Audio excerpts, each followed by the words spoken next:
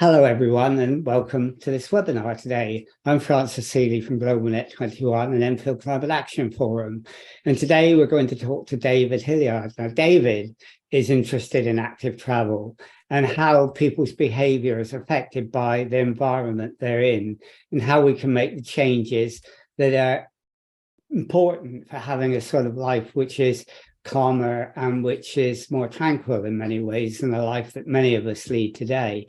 And so let's talk to David and see what his ideas are. So welcome to this webinar, David. But first, can you briefly tell us a little bit about your background? Yeah, sure. I've been in Enfield here for more than 30 years. And at the moment, I'm a cycle instructor. I do sort of work with local community groups. I go into schools and do cycle training in schools, and I do a lot of cycle campaigning as well. And trying to campaign for better cycling in infrastructure. And really, I suppose over recent years, I've become more how important it is. Not just important to have a safe space for cycling, but also for pedestrians as well. And that if you have safe space for both of them, it leads to a more pleasant environment for everyone. And that more pleasant environment that you're talking about is important, isn't it, when it comes to climate change? And that's another interest you have as well, isn't it? Yes, it is. I suppose my main interest has always been in cycling, but as you sort of more and more where you're involved, the more and more you realize how much cycling is a tool for helping the environment, as well as helping improve people's health and well-being.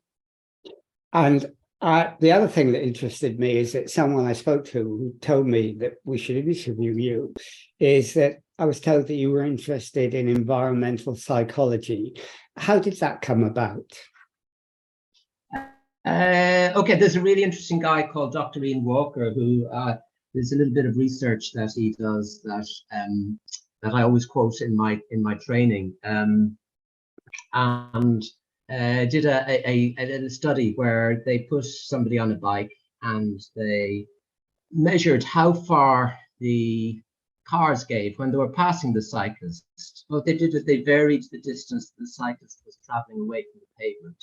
And they found that on average, the further away that the cyclist was from the pavement, the greater the gap that the drivers gave when they were passing by. So in a way, you just by your behavior, you are, as somebody put recently, you are creating space for yourself on a bike. Yeah, go on, sorry. I think just environment is important. It really is critical that you have an environment that feels safe. It's not just that it should be safe, but the perception of it should be also that it's safe, because the perception is just as important as the reality. Because cycling in itself is not really a sort of an unsafe activity, but it's really important that people feel safe when they're cycling. So hence, it's really important that we have things like cycle lanes, low traffic neighborhoods, where with this you've got segregation from the traffic from the cyclist, or like in a low traffic neighborhood where you've got traffic calming and reducing the volumes of traffic. Okay, so I mean, what do you think comes first? What's the chicken and the egg situation? Is it behavior affects environment, or the environment that affects behavior? I think it's critical that the environment has changed. I mean, there are, like here in Enfield, you do have things like cycle training, and you have things like Dr. Bike, which help to support cycling and make people more comfortable on a bike. But I think that needs to go hand in hand with the changes in the environment. But I think they the environmental changes need to come first?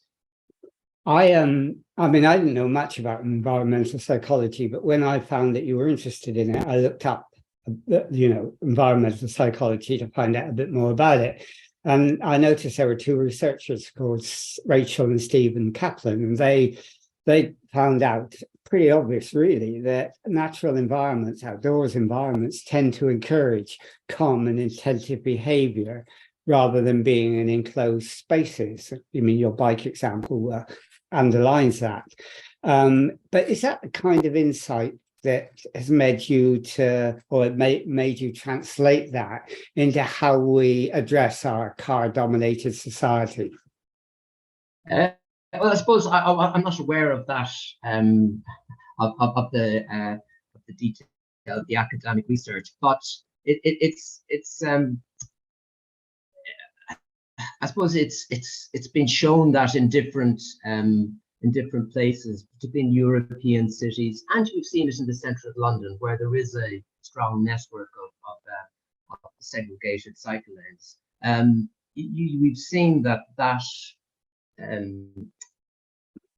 does influence behaviour. I mean, I've sort of commuted into the centre of London for many years, and you had very few people cycling, and the infrastructure has gone in, and you note now if you go in, like on some roads there's a lot more cyclists in the centre of London than people moving by motor vehicles. So when you look at that sort of congested environment, and you see all the problems that it causes, I mean, do you then think there's a solution to that? Are you always looking for solutions, not just identifying the problems? Well, I suppose the thing is, if the more people you move away from cars, the more people you get on bikes, onto public transport, the more space you have for people who really need to use motor vehicles. And that there are a lot of people for whom cycling is not an option, but there are an awful lot of people for whom it is. And really, an awful lot of journeys in London are short journeys. And the emphasis really has to be on trying to move those people away from getting them onto bikes or even public transport to do those short journeys. And I mean, besides sort of helping to reduce congestion, I mean, it's great to incorporate physical activity into your daily life through active travel. And if you can do that, you're helping your own mental, physical health, as well as reducing congestion. So is that the sort of mission you're on, the solution you have to the problem, is to encourage active travel? Oh yeah, definitely. Yeah, definitely. As yeah, I think definitely. I mean, I think I mean, for I suppose from the beginning, I've always loved to see people on bikes, and my head is always turned to when people are passing by on a bike.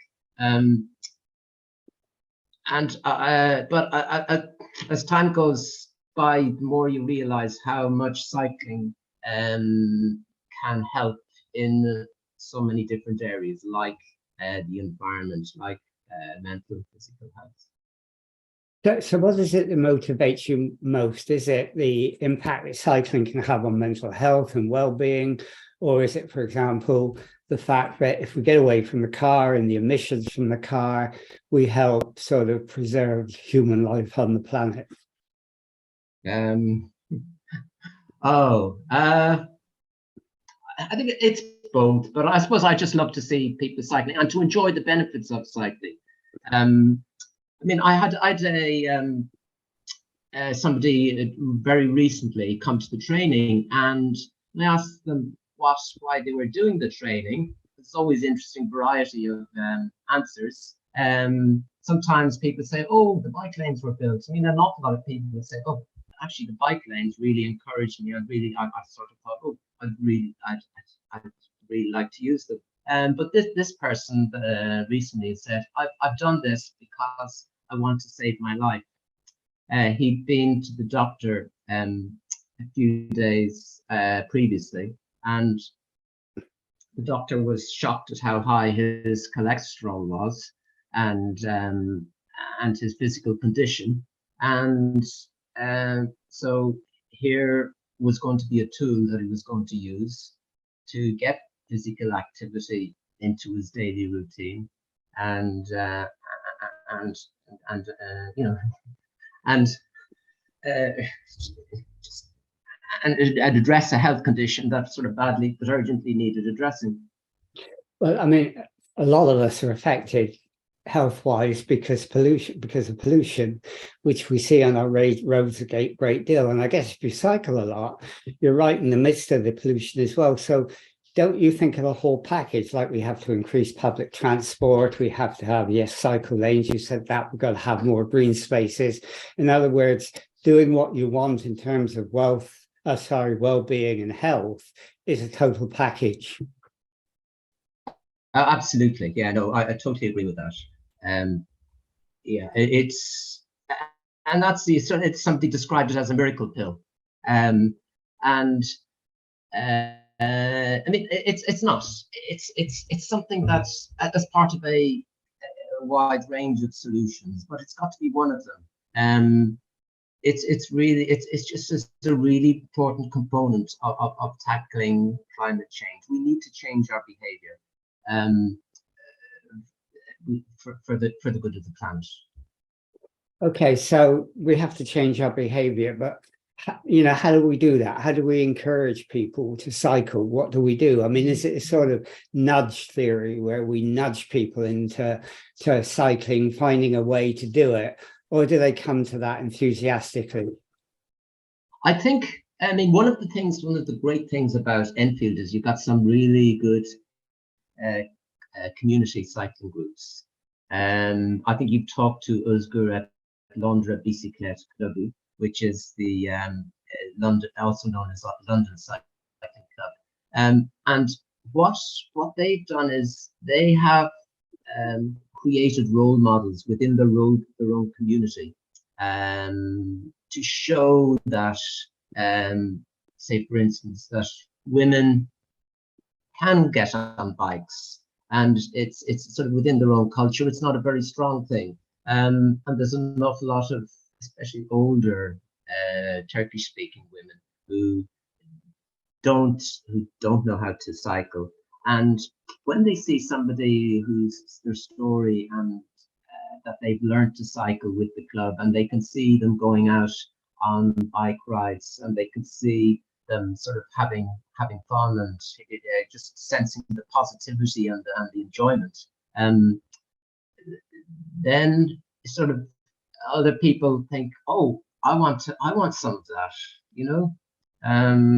So I think it's really important that sort of with especially with in a place like Enfield, which is sort of ethnically very diverse, it's really important that you have people within the communities who are keen to who get the benefits of cycling, who and want to spread the enjoyment of cycling, and as well as to share with them the benefits and explain the benefits and educate them.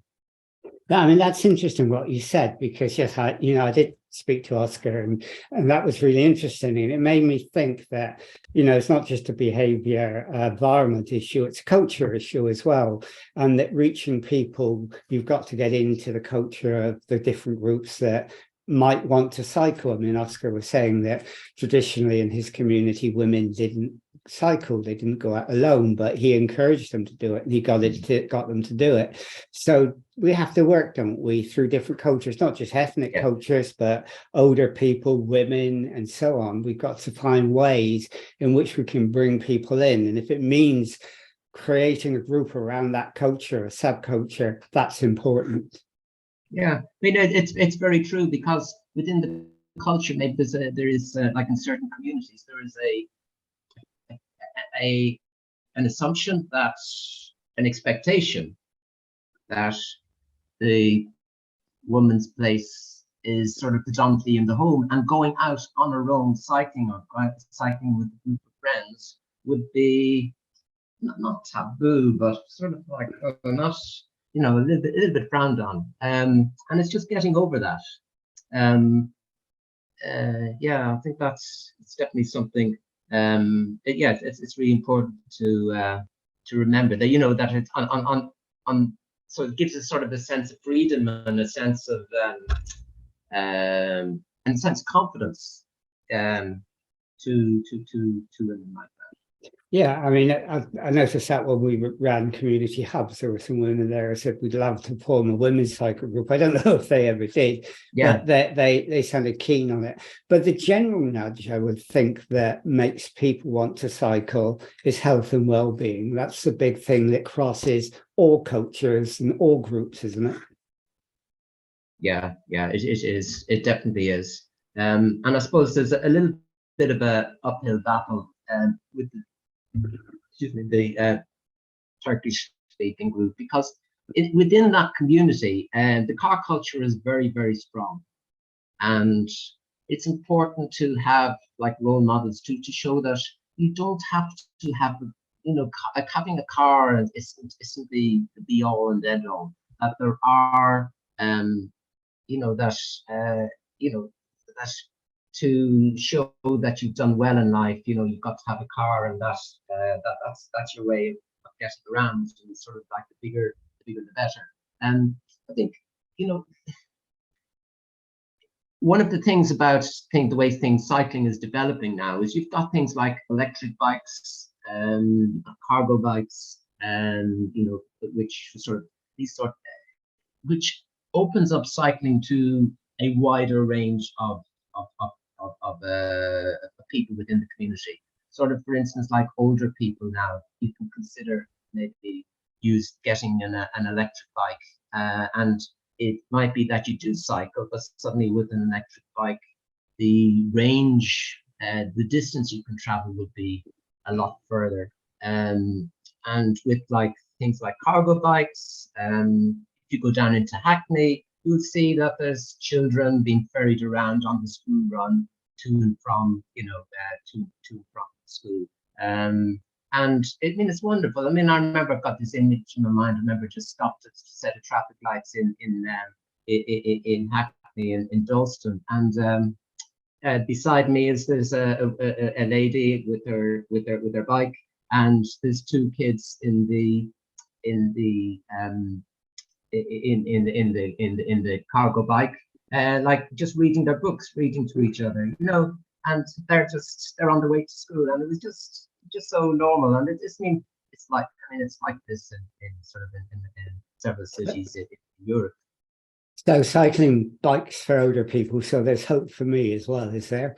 Which is good to know. But I mean, you do a lot of work with cycling clubs, don't you? I mean, maybe you could tell us just a little bit about what you do, like, for example, Enfield Chase. Okay, so well, that's sort of a new project, and to be honest, Luke Balnave is the leading light there. He's done the bulk of the work there. But it's a great project, which the idea is to encourage and facilitate families to cycle together. Luke has a couple of children and he has experienced the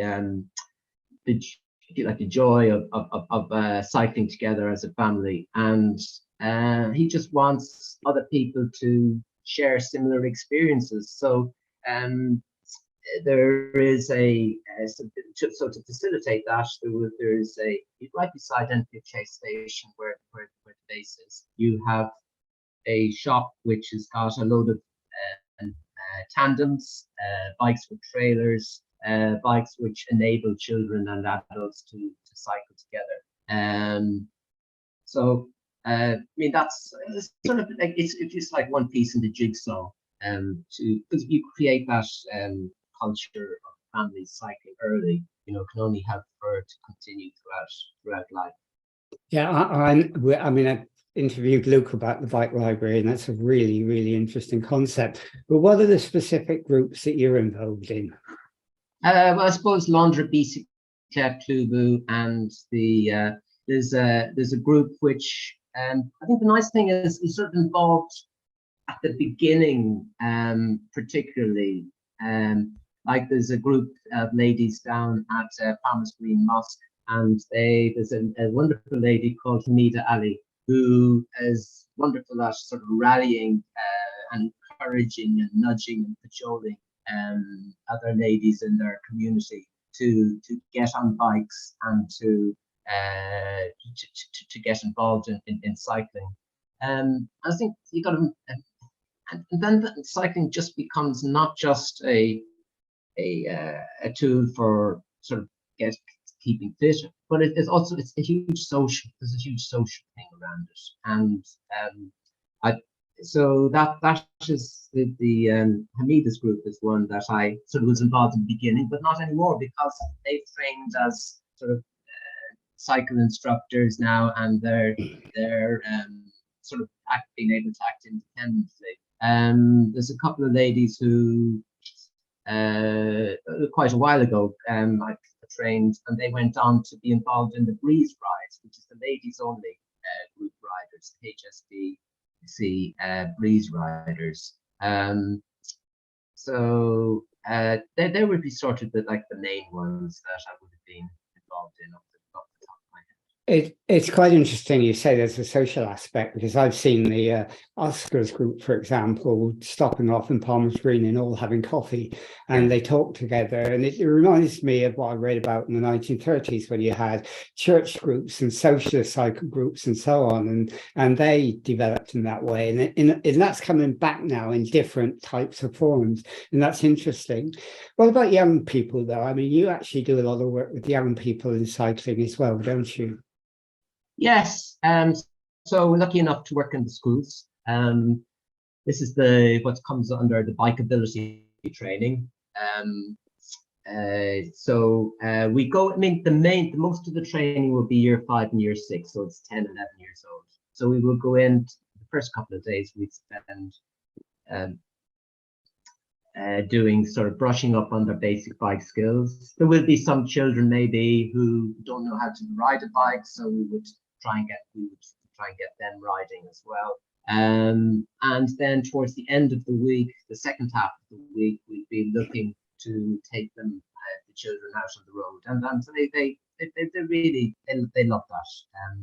More than once, I've had the child on our way back, and they say how they just overheard them saying, "Oh, that's been the best day of my life," And when you hear comments like that, you sort of it's really lovely to hear. You feel like you're sort of making a difference.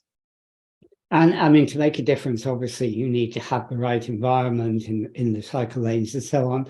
Do you just get involved in involving the community, or do you work with statutory authority as well, encourage them to actually make the environment better for active travel? Yeah, I suppose that's the other side of what I do. So it's interesting. Sort of the reason why I sort of got involved in all of this originally was I went along to an exhibition at in Enfield. It was run by Enfield Council. So I'd seen a newspaper headline, local paper, saying that Enfield had been awarded funding for Mini Holland cycle money. So I thought I was fascinated to see where the cycle lanes were going to be, and just to understand about what was happening and timetables and all that. So when I went along, I was very impressed with the cycle lanes, and very impressed with the plans. Unfortunately, 2 of the main north-south ones now have been implemented, which are good. The east-west ones, which I think it's disappointing that they haven't materialized. I know there's plans for them to have an east-west one between Enfield Town and Ponders End, but I must admit the original plans running on a more direct route were sort of much stronger plans than the current ones proposed. But I was so the cycle lanes was really interesting to see what was proposed, but I'm saying, do you listen to local cyclists, and where do you when do you get feedback? And this, well, there's a group called Enfield Cycling Campaign, which probably more people have heard of now, but we have meetings with them, and we listen to feedback on the infrastructure. So I thought, oh, okay, well, I'll sort of go along to them, and eventually I ended up on the committee and so on. But also at that exhibition, they mentioned that I'd say, well, it's not just about cycle lanes. It's also about supporting people into cycling and encouraging people cycling. So we have cycle training and lead rides and doctor bike and that type of thing. So and then I'm saying, well, how do you the cycle training? Who does the cycle training? How do you become a cycle instructor? So that all started from that one meeting. It started my sort of journey in terms of campaigning and cycle training. But were you a cyclist before that? I mean, did you you were from a long time ago, were you? Oh yes, I was working down.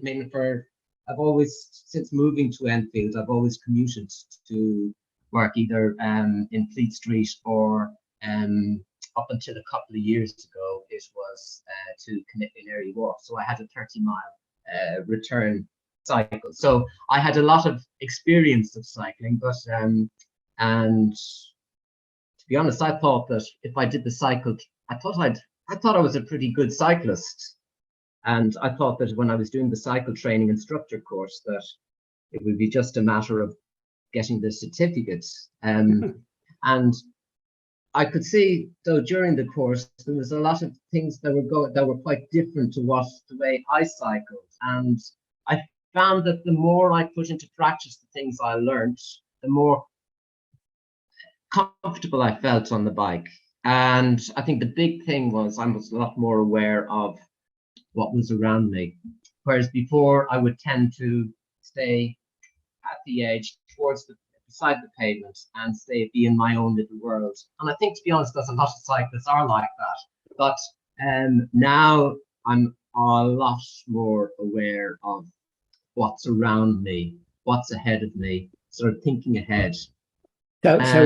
So would you recommend anyone who's cycling to go on the course to get that sort of awareness that you got? I would, but having said that, if I was listening to myself 10 years ago saying, "Oh, I'd be thinking, no, that's not for me."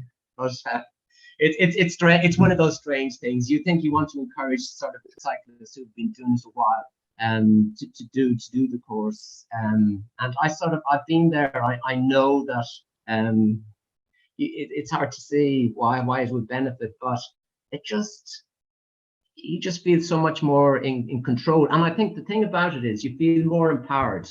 You appreciate what you're entitled to do. You appreciate the highway code. You appreciate that, you are a vulnerable road user. You've got to take your space on the road, and other road users have got to, so they should be giving you space. But like I was saying earlier, there are things you can do when you're cycling, like, staying away from the pavement, giving yourself like a good sort of like a 3/4 of a meter away from the pavement. And you will notice that by doing that, cars can't stay in the lane and squeeze by you. Cars have to move into the neighboring lane to overtake you. So they have to consider their own safety. They have to check that other lane is clear before they go by you. They can't, if you're in close to the pavement, they can squeeze by you, but they can't do that by and give you a safe space. So I think that feeling of empowerment, where you become aware that by your own positioning, that you can determine or influence the behavior of the drivers around you. So I mean, it's good to know those things, and training can give you that, and that's important. Well, we sort of come to the end of the 30 minutes, or 30 minutes about, and you know, if people wanted to cycle or find out more about it, where would they go here locally? Who would they get in touch with? Okay, well, okay, so you've got, if you are interested like me in sort of in creating a safer spaces for cycling, there's Better Streets for Enfield and Enfield Cycling Campaign, which sort of you can reach out to them or to us. You can, I would say that if you're interested in cycle training, if you just Google free cycle training Enfield, you will get to the Cycle Confident website, and from there you can have basic, you can have on-road training, you can have family cycle skills training, so you have those options. So there, that's probably, if you're involved in the community, you know, there are community groups like the Turkish-speaking one, which are great because they've got approved bikes, and you can go and you can learn to cycle there, or you can cycle with the group. And you've got the Luke and the family bike club, so that's another option for families who want to cycle together. Okay, well, you know, thanks for telling us about that, and telling us about your journey and how you got involved from just cycling to being involved in a cycling community. That's so. Yeah, sorry, Francis, there's one more thing I just like to plug. We've got on this Sunday, we've got a women's freedom ride in the centre of London, and I'm leading I'm leading a feeder ride from Enfield into the ride in the centre of London. So you can sign up for that online, or else you can take the train into centre of London, and from Marble Arch. It's just a short ride, but that's coming up, and that's going to be a really big event. Yeah, okay. I mean, we've actually advertised that on our site, our Facebook site, and others as well. So I hope people get involved in that, because that sounds a really important, exciting thing to do. Anyhow, I mean, thank you for talking to us about that, about what led you to your interests, what led you to your interests, about how the environment affects behavior and vice versa, and all the things that you do, because obviously you're excited about it, and that makes other people excited about it. So thank you, David, for joining us, and we'll end this webinar now.